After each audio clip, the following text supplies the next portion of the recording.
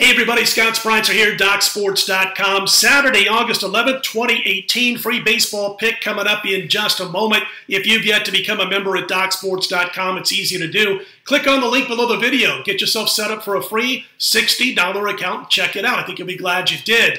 We've got our MAC College Football Conference preview from a Vegas perspective coming up on this report. We'll get to that, plus Saturday's free pick in baseball, all in just a moment. Want to let you know what's going on right now over at DocSports.com. My college football and NFL regular season and playoff early bird discounted packages all available right now. And as you know, what we've done the last couple of years, college football picks released online, 101 and 67, 60% run. NFL regular season and playoff plays released online, 58% last 300 plus plays. Plus, we've also got our NFL preseason package up at DocSports.com. And Saturday's baseball will be posted after 11:30 a.m. Eastern, 8:30 a.m. Pacific on Saturday, again, only at Doc Sports. And we don't have results yet from Friday night because we're cutting this early so we can get this MAC conference preview out for you. We will recap what we did on Friday night with Sunday's report. Let's jump into it. And as you know, with every college football conference we cover, we're not going to dissect each and every single team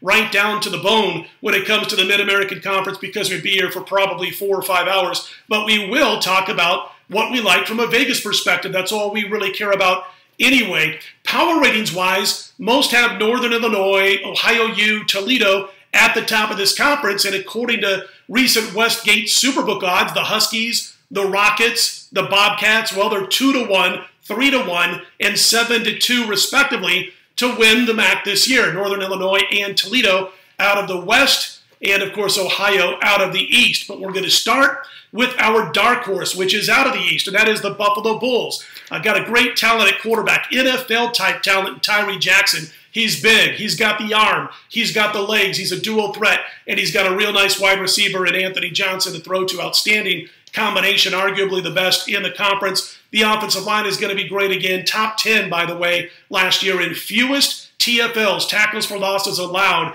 Last year, they were top 10 in all of college football. They also only lose one of their top 5 receivers. As far as the defense is concerned, that's so kind of mediocre up front, but Buffalo is terrific at linebacker, folks, and also in the secondary.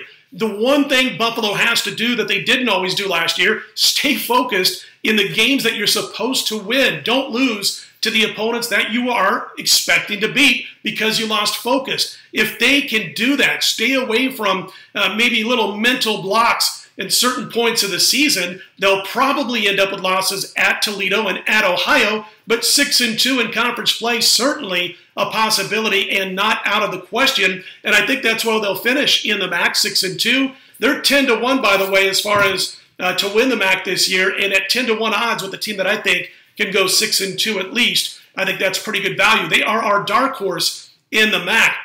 The chief competition in the East, obviously, for the Buffalo Bulls is the Chalk, the Ohio Bobcats. Great ground game again.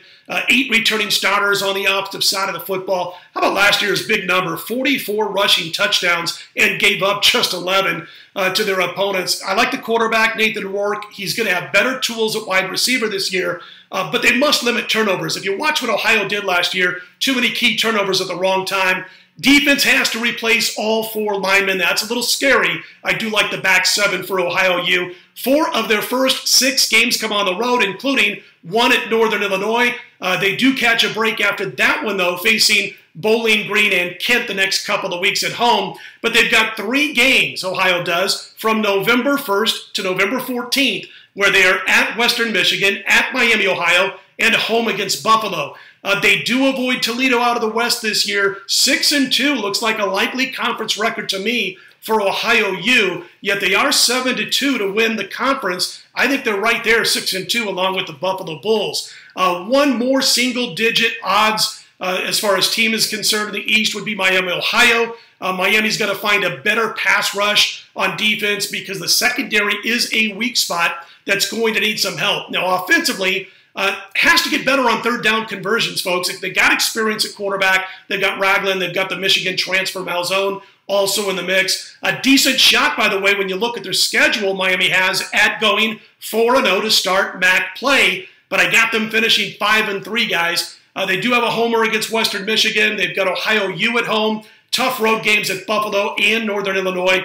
And I really do believe that Miami will probably lose 3 of those 4 games, at best going 2-2 in those contests. Out west, most believe it's a battle between Northern Illinois and Toledo, as do we. Western Michigan outside shot, but 7-1 at Westgate at last check to win the conference. A little too short for me on the Broncos. You got to love both the offensive and defensive lines for Northern Illinois. They've got experience this year at quarterback, good running backs, wide receivers are okay. Have to be better in downfield passing this year, and I think they will be. The defense, man, the pass rush, terrific. Again, if what happens on paper translates onto the football gridiron, they should be terrific again. They're missing some parts at linebacker. The secondary's decent, but the pass rush is going to help out any problems in the back 7. I think they're going to be absolutely outstanding, again, at getting to the quarterback. Here's the key for the Huskies. Survive that non-conference slate.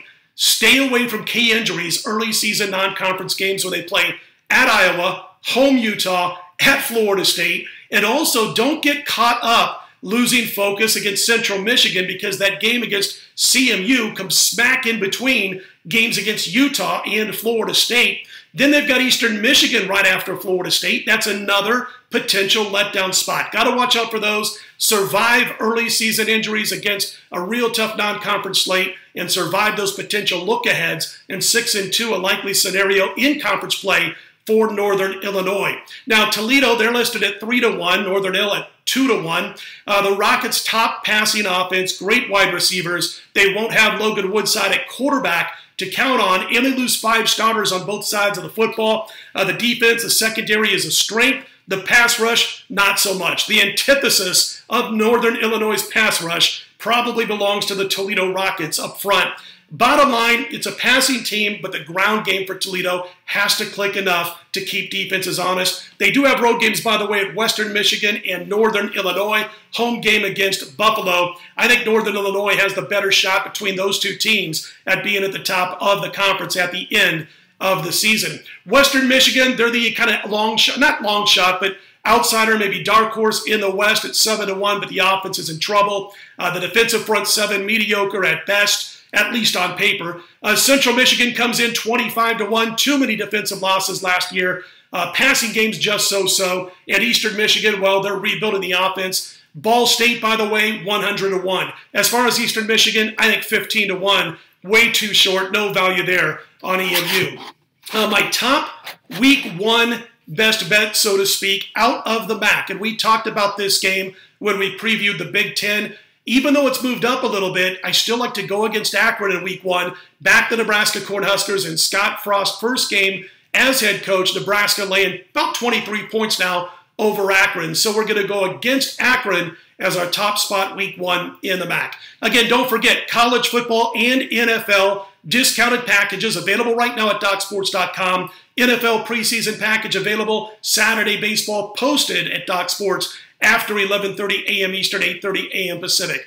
Free baseball for Saturday. We're going to back these short underdog Washington Nationals. They're around plus $1.15 right now at Chicago. You got Tanner Roark, who led Washington to a 3-0 mark in his last 3 starts. How about these numbers in his last 3? 0.82 ERA, 0.68 WHIP, 188 batting average against, and he's been solid in 5 appearances, including 4 starts at Wrigley Field. He's got good road numbers in 2018. As far as Lester is concerned, 3 of his last 4 outings have not gone well, and in those 3, he gave up 5 runs, 4 runs, and 8 runs. And how about 32 base runners in 13 innings pitched? He's also got kind of a hefty 135 home whip. Washington averaging about 5 runs per game, a little less than that against left-handers. Our free pick for Saturday, the short underdog Washington Nationals with Roark over Lester. Hey, listen, if you like what you see, click on that thumbs up button. Be sure to subscribe. We appreciate those who have done so thus far. We'll be right back here Sunday, 4 a.m. Eastern, 1 a.m. Pacific. Free pick from Sunday's card. Until then, best of luck. Put Saturday in the win column. I'm Scott Spreitzer, DocSports.com.